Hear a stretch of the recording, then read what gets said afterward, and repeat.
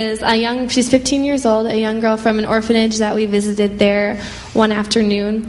And as we were all trying to remember her name, she said it once. We think we got it. It starts with an M, but we couldn't pronounce it or really remember a lot of how it sounded. So for now, she's just the young girl that I met there. But she's 15 years old, like I said, and her story is hard to hear and hard to share, but it's also touched all of our hearts while we were there. So during the time prior and during the earthquake in Port-au-Prince, Haiti, which we were actually in Pion, but Port-au-Prince is where she was from originally, she was a nanny for a family there during the week. So she lived with the family and then babysat for the kids during the week. And when the earthquake hit, the family was able to escape her house or the house she was in as the fire was starting.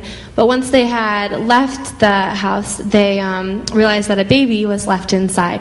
And so her, being the nanny and really brave, decided she would go back in and try to save the baby.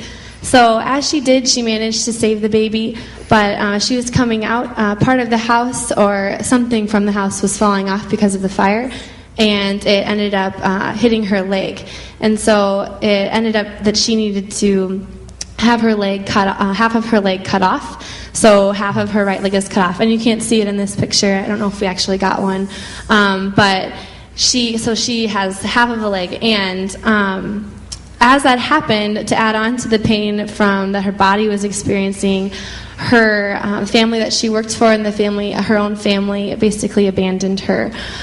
So she was left with no work and no family to live with, and really no family of her own. But when you would meet her, you would never guess that she went through so much heartache and pain, because she's full of so much joy and just laughter as we got to know her. The day we visited the orphanage, we went on a Sunday afternoon, and we brought along with us nail polish, bracelets, cars, and different games we could play to interact with the kids. I think there were about 40 kids at the orphanage total. I remember her playing games with us right away and really enjoying it. And then eventually she sat down with me and a few of the girls, and we started to do typical girl stuff and paint her nails. And she really liked that, being able to paint her own nails and paint mine and those around her. So she was really having fun doing that. And as you can see by the picture, we brought ribbon along with us too. So instead of using the ribbon as like a bracelet or a necklace, she insisted on it being like a headband with a bow.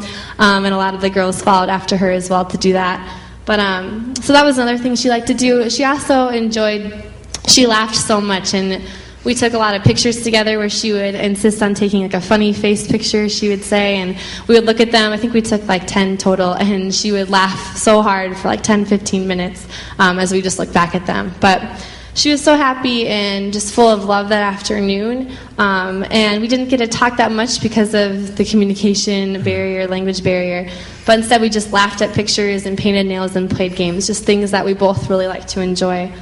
I know that her love and joy challenged me and the rest of our group, really, as we were looking back at just spending time with people and spending time with the children there. It reminded us of how much God really wants us to be in fellowship with one another, and how time is so precious to Him, and how it should be to us as well. So she reminded me of that, just as a few hours spent with her impacted her life and mine as well. It caused all of us, I think, to take a step back and really evaluate how we spend our time and who we encounter each day, and how we can make an impact in their life as well. So thank you for the prayer for the trip and support, and they will always need prayer, so you can keep Haiti and the orphanage in your prayer as well. Thanks so much, Jessica. And as you're talking too, I realized I didn't say what groups our church goes with, but your T-shirts say